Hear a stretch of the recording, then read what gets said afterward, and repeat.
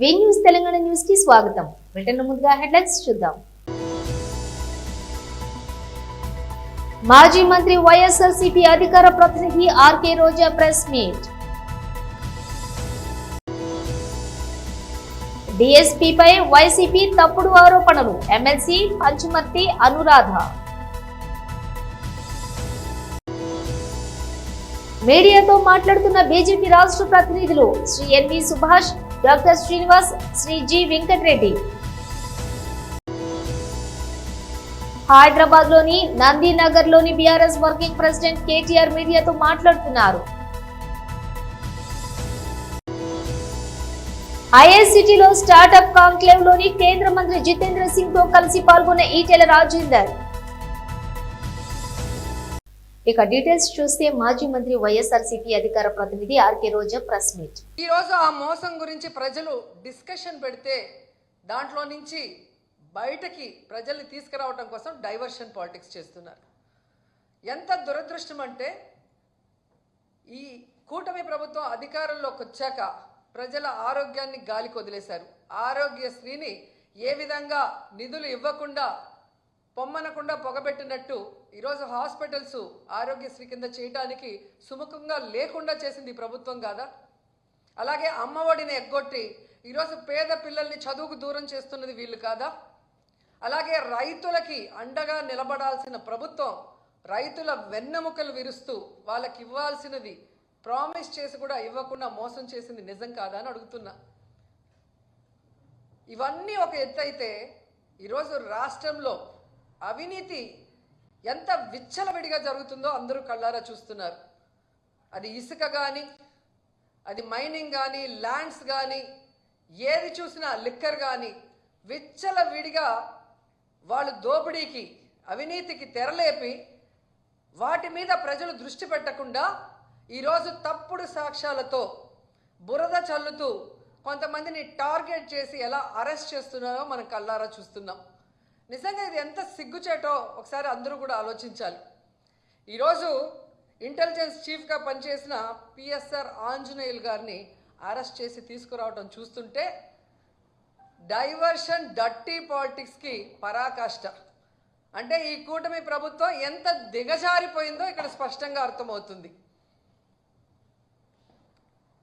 పోలీసులు గుర్తుపెట్టుకోవాలి, ఈరోజు లోకేష్ చంద్రబాబు నాయుడు మాటలు విని రెడ్ బుక్ రాజ్యాంగాన్ని అమలు చేస్తున్న పోలీస్ ఆఫీసర్సు ఇది మీరు అర్థం చేసుకోవాలి. తప్పు చేయని ఆంజనేయులు గారిని ఈ విధంగా అరెస్ట్ చేసి ఆయన్ని హ్యూమిలేట్ చేస్తూ అవమానపరుస్తుంటే తప్పు చేసిన మిమ్మల్ని చట్టం ముందు నిలబెట్టి మీకు బుద్ధి చెప్పే రోజు దగ్గరలో ఉంది. కాబట్టి అలాంటి తప్పులు చేయకుండా మీ పని మీరు కరెక్ట్గా చేయమని కూడా ఈ సందర్భంగా తెలియజేసుకుంటున్నాను. ఎందుకంటే ఏదో కిరీటం పెట్టేస్తారు చంద్రబాబు నాయుడు, లోకేష్ అని చెప్పి చాలా చోట్ల పోలీసులు పెద్ద స్థాయి నుంచి కింద స్థాయి వరకు అందరూ కూడా వన్ సైడ్గా తప్పుడు సాక్ష్యాల్ని సృష్టించి తప్పుడు కేసులు పెట్టి ఏ విధంగా అరెస్ట్ చేసి పైశాచిక ఆనందం పొందుతున్నారో వాళ్ళందరినీ కూడా హెచ్చరిస్తున్నా. భవిష్యత్తులో మళ్ళీ కూటమి ప్రభుత్వం వచ్చే అవకాశం లేదు. ప్రజలు ఇప్పటికే మేల్కొన్నారు. ఈ కూటమి ప్రభుత్వం వల్ల వాళ్ళు సర్వనాశనమైన విషయాన్ని వాళ్ళు గుర్తించారు.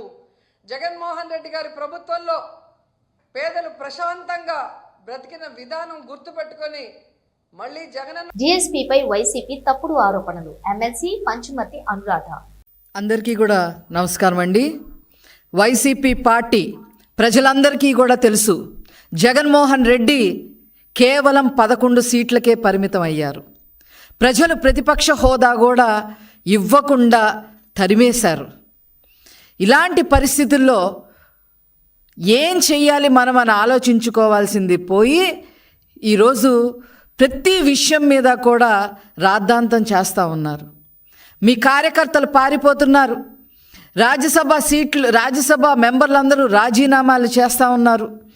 అదేవిధంగా మీరు ధర్నాలు చేయమని చెప్పి హుకుం జారీ చేస్తే మీ కార్యకర్తలకి ఆ ధర్నాల్లో కూడా తెలుగుదేశం పార్టీని, చంద్రబాబు నాయుడు గారిని జైలు కొడతా ఉన్నారు.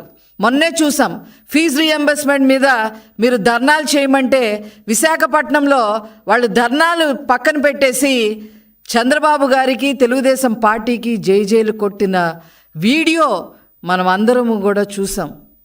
ఇలాగ అన్ని రకాలుగా నష్టపోయి ఏం చేయాలో అర్థం కాక బెంగళూరులో ఉంటున్న ఈ జగన్మోహన్ రెడ్డి గారికి అప్పుడప్పుడు ఆంధ్రప్రదేశ్ గుర్తుకొస్తే లేదా అతని పదవి పోయింది అనే విషయం గుర్తుకొచ్చినప్పుడల్లా ఏదో ఒక రాద్ధాంతం చేయడానికి ప్రయత్నం చేస్తూ ఉన్నారు. దానికి ఇప్పుడు కొత్తగా వారు చేసే రాద్ధాంతం మరి డిఎస్సి గురించి, టీచర్ ఉపాధ్యాయుల భర్తీ పోస్టుల గురించి. మరి గౌరవనీయులు విద్యాశాఖ అమాత్యులు నారా లోకేష్ గారు మరి చంద్రబాబు నాయుడు గారి యొక్క 75వ పుట్టినరోజు సందర్భంగా మరి రాష్ట్ర వ్యాప్తంగా 16,347 టీచర్ పోస్టులకి నోటిఫికేషన్ ఇస్తే ఓర్చుకోలేకపోతా ఉన్నారు. దాని మీద రాద్ధాంతం చేయడమే కాకుండా జగన్మోహన్ రెడ్డి తప్పుడు ప్రచారాలు చేస్తూ ఉన్నారు. తప్పుడు ప్రచారాలు చేయడమే కాకుండా వాళ్ళు ఎప్పుడెప్పుడు డిఎస్సీలు ప్రకటించారో, ఎప్పుడెప్పుడు డిఎస్సీలు టీచర్ పోస్టులు భర్తీ చేశామో అని ఫేక్ ప్రచారాన్ని సోషల్ మీడియాలో వైరల్ చేయటం నిజంగా చాలా దారుణమైన విషయం. ఏదేమైనప్పటికీ కూడా ఈ రాష్ట్రంలో ఎప్పుడైనా ఉపాధ్యాయుల భర్తీ చేశారు అని అంటే దాని patent right Telugu Desam party Nara Chandrababu Naidu గారిదే అని చెప్పి ఈ సందర్భంగా నేను తెలియజేస్తా ఉన్నా. 94లో 16,238 పోస్టులు, 94లో 16,238 పోస్టులు, 96లో 16,000. మీడియాతో మాట్లాడుతున్న బీజేపీ రాష్ట్ర ప్రతినిధులు Shri N V Subhash, doctor Srinivas, Shri G Venkatareddy. జాతీయ భావాలున్న పార్టీ, జాతీయ పార్టీ. ప్రతి ఒక్క ఎన్నికల్లో మేము పోటీ చేస్తాం. మెజారిటీ ఉన్నా లేకున్నా ఏంటంటే గెలుస్తామని చెప్పి పోటీ చేస్తాం. మేము చాలా క్లియర్గా అడుగుతున్నాం. 15 నిమిషాలు టైం ఇవ్వండి, పోలీసులను పక్కన పెట్టండి అని మజ్లీస్ ఎమ్మెల్యే అక్బరుద్దీన్ ఓవైసీ బహిరంగంగా ప్రజల ముందు, మీడియా ముందు ఒక సవాల్ విరిస్తే వీళ్ళ సంగతి చూస్తా అని చెప్పినప్పుడు ఇదే కాంగ్రెస్ పార్టీ, ఇదే అంటే బీఆర్ఎస్ పార్టీ, వేరే పార్టీ ఎక్కడ పోయినాయి అంటే కాంగ్రెస్ పార్టీ, బీఆర్ఎస్ పార్టీ రెండు కలిపి ఈ యొక్క ఎన్నికల్లో ఇటువంటి ఏదైతే పెద్ద పెద్ద మాటలు మాట్లాడినారో అక్బరుద్దీన్ ఓవైసీ వాళ్ళు, అంటే ప్రజాస్వామ్యాన్ని, దేశాన్ని, పోలీసులను ఒక సవాల్ విరిసిన వారికి మీరు ఎమ్మెల్సీగా బహుమతి ఇస్తారా అని చెప్పి మేము కూడా అడుగుతున్నాం. ఎందుకు ఓటేయరు మీరు? ఎందుకు ఓటేయరు? ఓటు హక్కు లేదా? మీరు భయపడుతున్నారా? ఎంఐఎం వచ్చిందంటే పట్టుకున్నారంటే కొడతారా? అరే మెజారిటీ లేకున్నా కూడా మేము ఏంటంటే మేము అడుగుతున్నాం. అది మాదేంటంటే చిత్తశుద్ధి. ఇది ఏమైంది మరి మీకు? ప్రెసిడెంట్ ఎలక్షన్స్లో 2017లో ఒక ఏంటంటే దళితుని తీసుకొచ్చి పెడితే మీకు మెజారిటీ లేకున్నా కూడా ఇంకొక వాళ్ళని తీసుకొచ్చి పెట్టినారు అన్నట్టు. 2022లో ఒక ఆదివాసీ మహిళని అంటే ప్రెసిడెంట్ ఆఫ్ ఇండియా రాష్ట్రపతిగా పెడితే మళ్ళీ మీరు ఎవరిని తీసుకొచ్చి కూడా మీకు మెజారిటీ లేకున్నా కూడా ఓడగొట్టాలని చెప్పి తీసుకొచ్చినారు అన్నట్టు. మరి అప్పులు లేని మెజారిటీ ఇప్పుడు ఎక్కడ వచ్చింది? ఫ్లెక్సీలు పెట్టి అడుగుతున్నాం మేము. 15 నిమిషాలు సమయం ఇస్తే ఈ దేశాన్ని విచ్ఛిన్నగతింటే మొత్తం చేస్తాం, తుకుడా చేస్తాం అంటే వారికి ఏంటంటే బహుమతి ఇస్తున్నారు అందరూ. మరి అప్పుడేమో అసలు మాట్లాడరు. మేము కూడా ఏంటంటే ఎన్నికల కమిషన్కి ఏంటంటే ఫిర్యాదు చేసినాం, కేసు కూడా పెట్టినాం. ఇవాళ ఫ్లెక్సీలు పెట్టి ఏంటంటే ఏమడుగుతున్నాం మేము?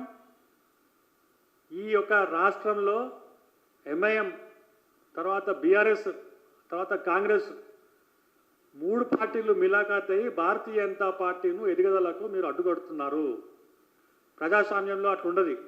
ఓటేయాల్సిన అవసరం ఉన్నది. ఇదే కార్పొరేటర్లు రేపు పొద్దున ఏంటంటే మళ్ళా ప్రజల దగ్గరకు పోయి అడుగుతారు కదా, మాకేంటంటే ఓటేయమని చెప్తే మళ్ళీ ఇదే ప్రజలు అడుగుతారు కదా మళ్ళీ అప్పుడు అసలుకి ఎందుకు ఓటేయలేదని చెప్పి. ఓటు హక్కును కూడా మీరు కాల రాస్తుంటే బరాబర్ పెడతాం, ఫ్లెక్సీలు పెడతాం. బండి సంజయ్ గారు కరెక్ట్ మాట్లాడినారు.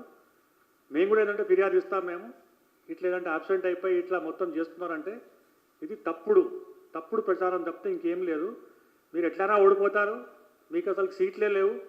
ఏదైనా ఏంటంటే తోక పార్టీ పట్టుకొని మేము ఏంటంటే గెలుద్దామని చెప్పి 125 సంవత్సరాల చరిత్ర ఉన్నదంటే కాంగ్రెస్ పార్టీ ఇవాళ ఒక తోక పార్టీ తోటి ఇవాళ మీరు ములాఖాత్ అవుతున్నారంటే ఇంతకన్నా దౌర్భాగ్య పరిస్థితి ఎప్పుడు కూడా కాంగ్రెస్ పార్టీకి రాలేదు.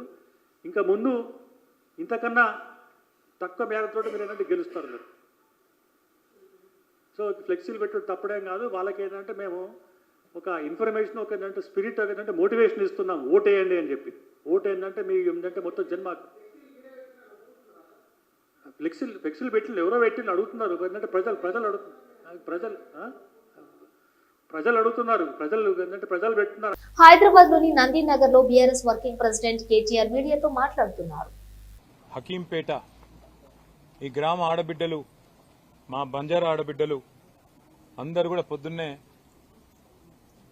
హైదరాబాద్ దాకా వచ్చి, అన్న కేసీఆర్ గారి పార్టీ తెలంగాణ కోసం పెట్టిన పార్టీ 24 ఏళ్లు పూర్తి చేసుకొని 25వ సంవత్సరంలో అడుగు పెడుతున్న సందర్భంగా మీకోసం మా వంతుగా ఉడతా భక్తిగా మీరు మాకు మా కష్టంలో అండగున్నారు, మీ కష్టంలో మేముంటామని చెప్పి పొద్దున్నే వచ్చి తలా 1000 రూపాయలు వేసుకొని 1 లక్ష రూపాయల చెక్కు నా చేతికిచ్చి, ఇది మా తరపున మీ పార్టీకి ఒక విరాళంగా ఇస్తున్నాం అని చెప్పి పొద్దున వచ్చినప్పుడు నిజంగా గుండె నిండా సంతోషం అనిపించింది. ఎందుకంటే వాళ్ళు పడ్డ కష్టం మామూలు కష్టం కాదు. 40 మందిని రైతులను, అందులో గిరిజనులు ఉన్నారు, ఎస్సీలు ఉన్నారు, బీసీలు ఉన్నారు, అందరూ ఉన్నారు, ఓసీలు కూడా ఉన్నారు, అందరూ ఉన్నారు. 40 మందిని జైల్లో పెట్టి పూర్తి స్థాయిలో వారిని చిత్రహింసలు చేసి, ఒక మనిషి ఎన్ని రకాలుగా శారీరకంగా చిత్రవదలు చేసే అవకాశం ఉంటుందో అన్ని రకాలు చేసి, ఆఖరికి హిరియా నాయక్కు ఛాతీల నొప్పి వస్తుంది, గుండె నొప్పేమో సార్ అంటే పశువును గుంజుకపోయినట్టు బేడీలేసి తీసుకుపోయి ఆఖరికి మంచం మీద కూడా, నికృష్టమైన ఈ ప్రభుత్వం మంచం మీద కూడా సంఖ్యలతో బంధించింది. ఇవన్నీ చూసిన తర్వాత వాళ్ళు పడ్డ బాధ, ముఖ్యంగా మా ఆడబిడ్డలు, భర్తలేమో కేసుల భయానికి అటు ఇటు చెల్లా చెదురైనరు. ఎందుకంటే ఎవరి మీద పడితే వాళ్ళ మీద ఇష్టం వచ్చిన కేసులు. పాపం వాళ్ళ ఇళ్లలో ఉండే ఆడబిడ్డల మీద దాడి చేసి దారుణంగా కిరాతకంగా నికృష్టమైన పనులు, మానవ మృగాల మాదిరిగా రేవంత్ రెడ్డి ప్రైవేట్ సైన్యంలాగా పనిచేస్తున్న కొంతమంది పోలీసులు వాళ్లను మొలెస్ట్ చేసినారు, అసభ్యంగా ముట్టినారు, అసభ్యంగా ఆడకూతుర్ల మీద, సొంత చెల్లెళ్ళు, సొంత కుటుంబ సభ్యులు, ఆడపిల్లలు ఉంటారనే ఇంగితం కూడా లేకుండా వాళ్ళ మీద ఏ దిక్కులేనోళ్ళు కదా అన్నట్టు వాళ్ళ మీద ఆనాడు ఇష్టం వచ్చినట్టు చేతులు వేయడం, తాకకూడని చోట తాకడం, నికృష్టంగా కామాంధుల మాదిరిగా ఆ రోజు దుర్మార్గంగా దాడి చేసినారు. ఇవన్నీ చూసిన తర్వాత గుండె రగిలి, మా నాయకుడు, మా సోదరుడు నరేందర్ రెడ్డి అప్పుడు జైల్లో ఉన్నాడు, ఆయన కూడా 37 రోజులు జైల్లో పెట్టింది.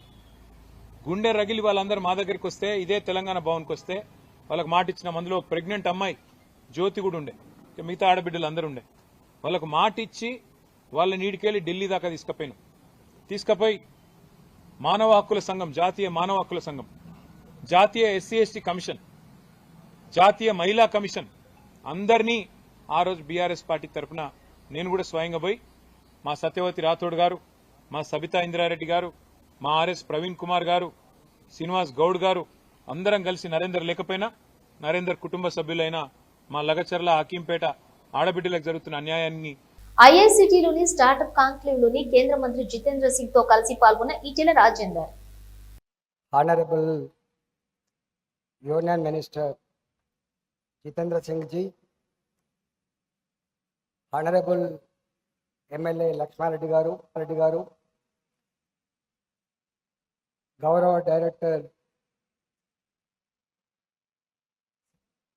శ్రీనివాస్ రెడ్డి గారు, డైరెక్టర్ వినయ్ గారు, డైరెక్టర్ ప్రకాష్ గారు,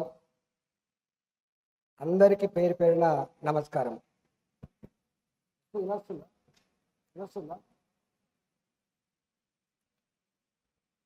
सर, आप जानते हैं तो आईटी सेंटर है, सेंटर भी है, यहाँ पे जीनोम वैली भी है। आप जानते हैं तो कोरोना टाइम पे वैक्सीन बनाता हैदराबाद में बना था। Hyderabad is such place, the progressive and ever research is going on in Telangana. Our prestigious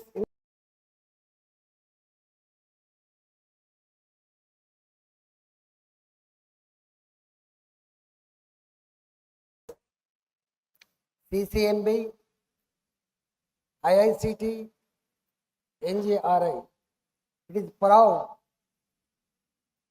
to my parliamentary constituency. మీ అందరికీ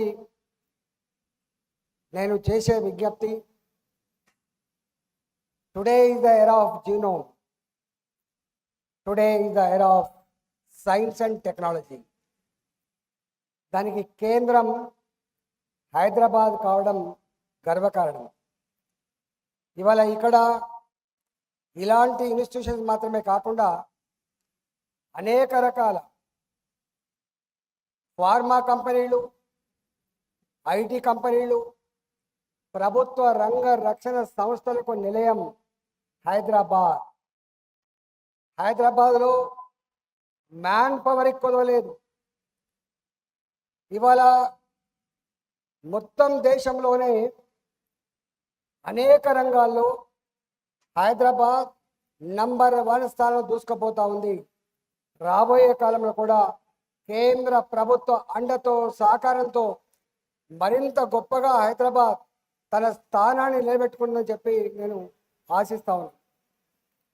ఇవాళ మోడీ గారు వచ్చిన తర్వాత ఈ 10-11 సంవత్సరాల కాలంలో అనేక రకాల ఆవిష్కరణలకు నిలయం భారతదేశం అయిపోయింది. Once upon a time India is the third world country. Catholic చర్చిల అధినేత పోప్ ఫ్రాన్సిస్ కన్నుమూసిన సంగతి తెలిసిందే. తన అంత్యక్రియలకు సంబంధించి ఆయన కీలకమైన విషయాన్ని వెల్లడించారు. శతాబ్దాలుగా వస్తున్న వాటికన్ సాంప్రదాయానికి భిన్నంగా తన మరణానంతరం భౌతిక కాయాన్ని వాటికన్ నగరం వెలుపల రోమ్లోని సెయింట్ మేరీ మేజర్ బాసిలికాలో ఖననం చేయాలని తాను కోరుకున్నట్లుగా తెలిపారు. ఈ నిర్ణయం వెనుక బాసిలికాతో ఆయనకున్నటువంటి ప్రత్యేక అనుబంధం ప్రధాన కారణంగా కనిపిస్తోంది. సాధారణంగా మరణించిన పోప్ల భౌతిక కాయాలను వాటికన్ నగరంలోని సెయింట్ పీటర్స్ బాసిలికా నేలమాళిగల్లో ఖననం చేయటం ఆనవాయితీగా వస్తోంది. అయితే పోప్ ఫ్రాన్సిస్ ఈ సాంప్రదాయాన్ని అనుసరించకూడదని నిర్ణయించుకున్నారు. 2023 డిసెంబర్ 12న మెక్సికన్ టెలివిజన్ వార్తా సంస్థ N+ కు ఇచ్చిన ప్రత్యేక ఇంటర్వ్యూలో ఆయన ఈ విషయాన్ని స్పష్టం చేశారు. తన అంత్యక్రియల ఏర్పాట్లను సరళతరం చేయాలనే ఉద్దేశంతో వాటికి సంబంధించిన విషయాలను ఆర్చ్ బిషప్ డిగో జియోనని రవేలితోటి ఇప్పటికే చర్చించినట్లుగా తెలిపారు. పోప్ ఫ్రాన్సిస్ పేర్కొన్నారు. రోమ్లోని సెయింట్ మేరీ మేజర్ బాసిలికాతో పోప్ ఫ్రాన్సిస్ కు గాఢమైన అనుబంధం ఉంది. ముఖ్యంగా ఆ చర్చిలోని కొలువైన సేలస్ పోపులి రోమనిగా ప్రసిద్ధి చెందినటువంటి మేరీ మాత బాలయేసు చిత్రాన్ని ఆయన ఎంతగానో ఆరాధిస్తారు. పోప్ హోదాలో విదేశీ పర్యటనలకు వెళ్లే ముందు, తిరిగి వచ్చిన తర్వాత ఆయన తప్పకుండా ఈ చిత్రం ముందు ప్రార్థనలు చేస్తూ ఉంటారు. ఈ ప్రత్యేక బంధమే తన చివరి విశ్రాంతి స్థలంగా బాసిలికాను ఎంచుకోవడానికి కారణమని తెలుస్తోంది. చారిత్రకంగా చూస్తే పోప్లను వాటికన్ వెలుపల ఖననం చేయడం చాలా అరుదు. 1903లో మరణించిన పోప్ లియో 13వ భౌతిక కాయాన్ని మాత్రం ఆయన కోరిక మేరకు రోమ్లోని సెయింట్ జాన్ లేటరన్ బాసిలికాలో ఖననం చేశారు. ఇక సెయింట్ మేరీ మేజర్ బాసిలికాలో ఇప్పటి వరకు 6 పోప్ల అంత్యక్రియలు జరిగాయి. చివరిసారిగా 1669లో పోప్ క్లెమెంట్ 9ను అక్కడ ఖననం చేశారు. సుమారు 3.5 శతాబ్దాల తర్వాత పోప్ ఫ్రాన్సిస్ తన చివరి కోరిక ద్వారా మళ్లీ బాసిలికాకు ప్రాధాన్యత కల్పిస్తున్నారు. Telangana all university part time teachers association రాష్ట్ర కమిటీ పిలుపు మేరకు తెలంగాణ విశ్వవిద్యాలయం దక్షిణ ప్రాంగణంలోని వివిధ విభాగాలకు చెందినటువంటి పార్ట్ టైం అధ్యాపకులు మంగళవారం ప్రిన్సిపాల్ డాక్టర్ సుధాకర్ గౌడ్ కు నిరవధిక సమ్మె నోటీస్ అందించి సమ్మెలో పాల్గొనడం జరిగింది. ఈ సందర్భంగా అధ్యాపకుడు డాక్టర్ పోతన మాట్లాడుతూ పార్ట్ టైం అధ్యాపకులకు తక్షణమే ఉద్యోగ భద్రత కల్పించాలని అన్నారు. విశ్వవిద్యాలయాల్లో పనిచేస్తున్న పార్ట్ టైం అధ్యాపకులకు ప్రభుత్వం మేనిఫెస్టోలో తెలిపినటువంటి విధంగా మినిమం టైమ్ స్కేల్ ఇవ్వాలని జీవో నెంబర్ 21 ను సవరించి తమ సర్వీసులను పరిగణలోకి తీసుకుని రెగ్యులర్ నోటిఫికేషన్ లో తమకు మొదటి ప్రాధాన్యత ఇవ్వాలని ప్రభుత్వాన్ని డిమాండ్ చేశారు.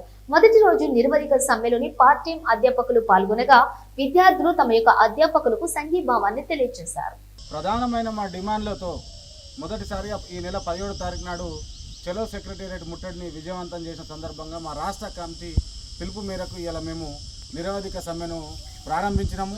ప్రధానంగా తెలంగాణలో ఉన్నటువంటి పార్ట్ టైం టీచర్స్ అందరినీ రెగ్యులరైజేషన్ చేయాలి, ఉద్యోగ భద్రత కల్పించాలి. దాంతోపాటు ఏదైతే గవర్నమెంట్ తెచ్చిన జీవో నెంబర్ 21 ఏదైతే ఉందో దాంట్లో సమూలమైన మార్పులు తీసుకురావాలనేది మా ప్రధానమైన డిమాండు. దాంట్లో కనీసం పార్ట్ టైం లెక్చరర్ల సర్వీసును పరిగణలోకి తీసుకోకపోవడం చాలా సిగ్గుచేటు. ప్రైవేట్ కాలేజీలలో పనిచేసినటువంటి ఫ్యాకల్టీ మెంబర్స్ని రాటిఫికేషన్ చేసినటువంటి ఫ్యాకల్టీకి సర్వీస్ ఇస్తాము. అదే గవర్నమెంటు విశ్వవిద్యాలయాల్లో పనిచేస్తున్నటువంటి అధ్యాపకులకు మాత్రం సర్వీస్ను మేము కన్సిడర్ చేయడం అనడం ఎంత సిగ్గుమాలిన విషయం అని ఈ విధంగా మేము తెలుపుతున్నాము. తక్షణమే ఆ జీవోను రద్దు చేయాలి. ఒకవేళ సమూలమైన మార్పులు చేస్తే జీవో నెంబర్ 21లో మార్పులు చేసి మా సర్వీస్ని యాడ్ చేసి కొత్త మార్గదర్శకాలను విడుదల చేయాలి. At the same time part టైంలో ఉన్నటువంటి సమస్యలు ఇదొక్కటే కాదు, జాబ్ సెక్యూరిటీతో పాటు చాలా సమస్యలు ఎదుర్కొంటున్నారు. దాదాపు 12 విశ్వవిద్యాలయంలో పార్ట్ టైం లెక్చరర్స్ లేకపోతే ఈరోజు ఎగ్జామ్ కాదు కదా కనీసం పేపర్ తయారు చేసే పరిస్థితి లేదు.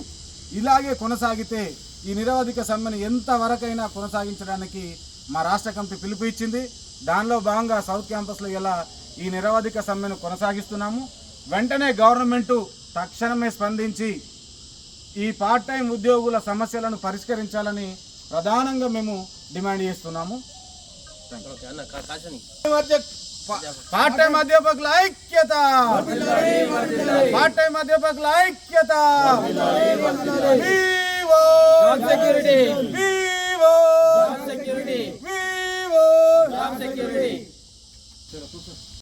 ప్రెస్ క్లబ్ లో ఏర్పాటు చేసిన విలేకరుల సమావేశంలో బాధితురాలు CH Anupama wife of Srinivasarao మాట్లాడుతూ దానవాయిగూడెం రోడ్డు సారథి నగర్ బొడ్రాయి సెంటర్ ప్రాంతంలోని నివాసం ఉంటుందని, అత్త మామ మరిది తోటికోడలతో తనకు తన పిల్లలకు ప్రాణహాని ఉందని మానసికంగా వేధింపులకు గురి చేస్తున్నారని ఆరోపించారు. ఉమ్మడి ఆస్తిని తన పిల్లలకు చెందకుండా మరిది మణికుమార్ గిఫ్ట్ రిజిస్ట్రేషన్ చేయించుకుని తనపై అసత్య ప్రచారాలు ఆరోపణలు చేస్తూ ఇబ్బందులకు గురి చేస్తున్నారన్నారు. నా పేరు అనుపమ. నాకు 2005 సంవత్సరంలో పెళ్లి జరిగింది ముద్రాటపు శ్రీనివాసరావుతోని. అతను మా మామగారికి 3 సంతానం. మా ఆయన పెద్ద ఆయన, మా తర్వాత మరిది గారు ఉన్నారు, తర్వాత ఒక ఆడపిల్ల ఉన్నది వాళ్ళకి. ఆమెకి మ్యారేజ్ అయిపోయింది, 2 పిల్లలు ఉన్నారు ఆమెకి. మా మరిదికి కూడా పెళ్ళైంది, 2 పిల్లలు ఉన్నారు. నాకు 2 అమ్మాయిలు ఉన్నారు, వాళ్ళు మైనర్లు. అయితే 2023 సంవత్సరంలో మా ఆయన అనారోగ్యంతో చనిపోవడం జరిగింది. చనిపోక ముందు నుంచి కూడాను మేము ఇప్పుడు ఉంటున్నటువంటి ఇంటిలోనే సారథి నగర్లో 1-3-14/6/4/B దానవాయిగూడెం రోడ్లో సారథి నగర్లో మేము ఉంటున్నాము. అయితే మా ఆయన చనిపోయిన తర్వాత 2023లో 2024లో మా మరిది మా అత్తగారు మామగారి పేరు మీద ఉన్నటువంటి ఉమ్మడి ఆస్తిని అతని పేరు మీదకి గిఫ్ట్ రిజిస్ట్రేషన్ చేయించుకోవడం జరిగింది. మాకు తెలియకుండా గిఫ్ట్ రిజిస్ట్రేషన్ చేయించుకున్న తర్వాత నన్ను నానా రకాల ఇబ్బందులు పెట్టడం జరిగింది. వాళ్ళ మీద ఉమెన్ పోలీస్ స్టేషన్లో, సఖీ సెంటర్లో, భరోసాలో, ఇంకా 3 టౌన్లో కూడా కంప్లైంట్ ఇవ్వడం జరిగింది అనమాట.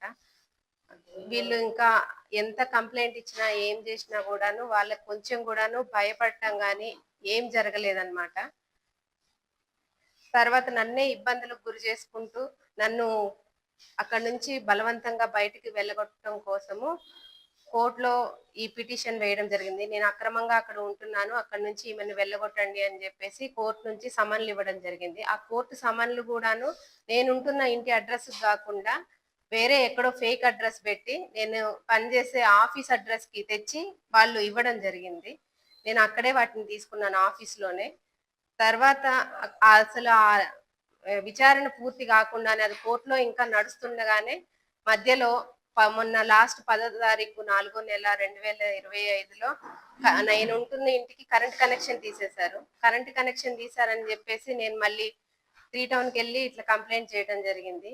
కంప్లైంట్ చేస్తే వాళ్ళ ఇల్లు వాళ్ళ ఇష్టము, తీసేస్తారు, వాళ్ళు ఏమైనా చేస్తారు, నీకు ఏమైనా పేపర్ ఉంటే తెచ్చుకో అని చెప్పేసి సిఐ గారు అన్నారు. డాక్యుమెంట్ లేదు కానీ నేను కూడా ఆ ఇంటి వారసురాలనే కదా అని చెప్తే అదంతా నాకు తెలియదు, డాక్యుమెంట్ ఎవరికి ఉంటే వాళ్ళకే మాట్లాడతా అని ఆయన చెప్పడం జరిగింది.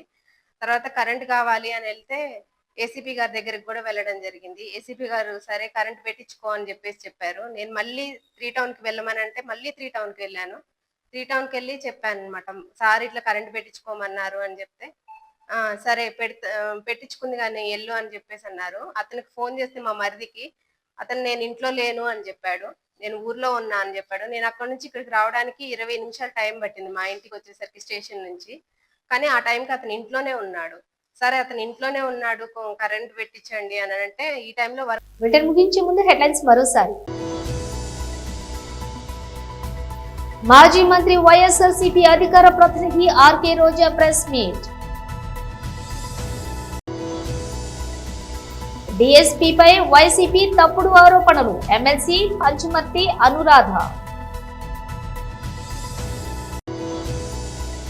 మీడియాతో మాట్లాడుతున్న బీజేపీ రాష్ట్ర ప్రతినిధులు Shri N V Subhash, doctor Srinivas, Shri G Venkatareddy. Hyderabad లోని నందీనగర్ లోని బీఆర్ఎస్ వర్కింగ్ ప్రెసిడెంట్ కేటీఆర్ మీడియాతో మాట్లాడుతున్నారు. ఐఐసిటీలో స్టార్టప్ కాంక్లేవ్ లోని కేంద్ర మంత్రి జితేంద్ర సింగ్ తో కలిసి పాల్గొన్న ఈటెల రాజేందర్. ఇవి బులెటిన్ విశేషాలు. మరో బులెటిన్తో మళ్ళీ కలుద్దాం.